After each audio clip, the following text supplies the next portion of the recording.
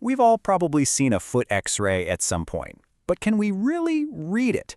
Today, we're going to decode this image because it turns out it's not just about bones. It's a detailed blueprint of your body's history and its overall health.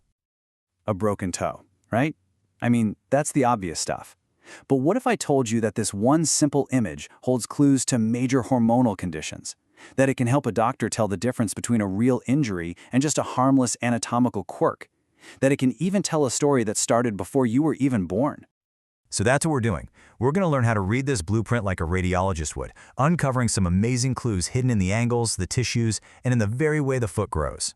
All right, let's dive in. Okay, our first stop is trauma.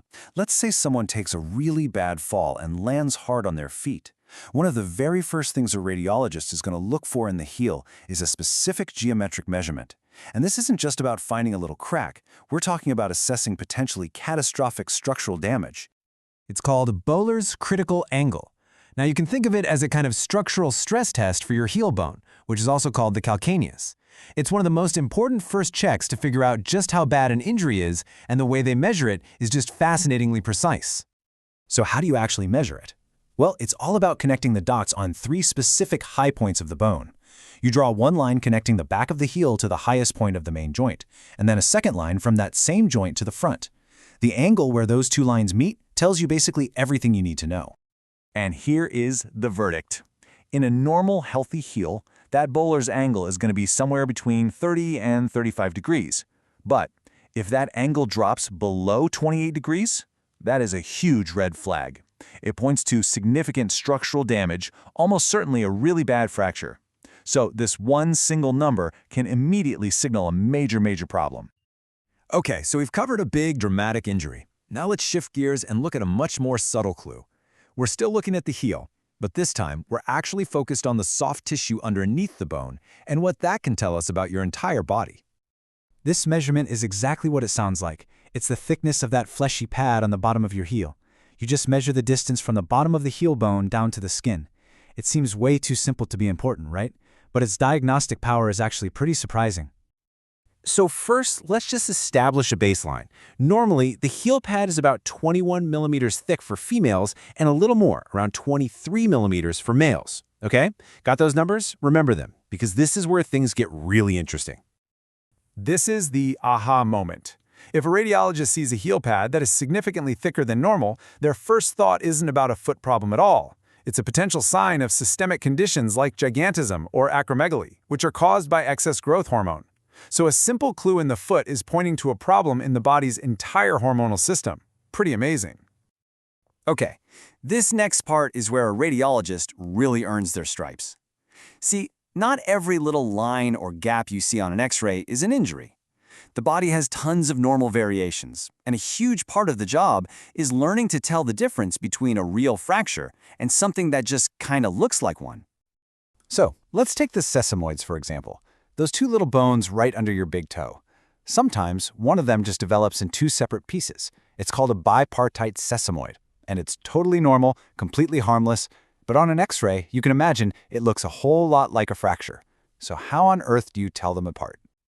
The secret is all in the size. In a bipartite sesamoid, the normal one, the 2 pieces added together are actually larger than a regular single sesamoid bone. But with a fracture, if you were to mentally put the pieces back together, they'd be the size of a normal bone. The key takeaway is simple. In this case, bigger is better. An oversized bone suggests it's just a normal variation, not a new injury. And hey, it's not just the sesamoids you have to watch out for. A child's growing heel bone can look irregular. The navicular bone in the middle of the foot can develop from multiple spots. And some people just have extra little bones called accessory ossicles. All of these are totally normal, but every single one of them could be mistaken for a fracture by an untrained eye.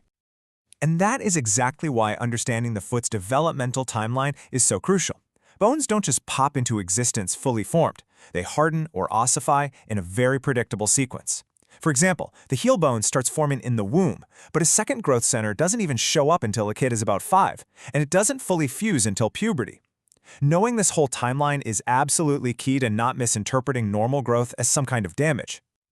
All right, for our final deep dive, we're looking at a condition that actually starts before birth, but often doesn't cause any trouble until the teenage years, especially in young athletes.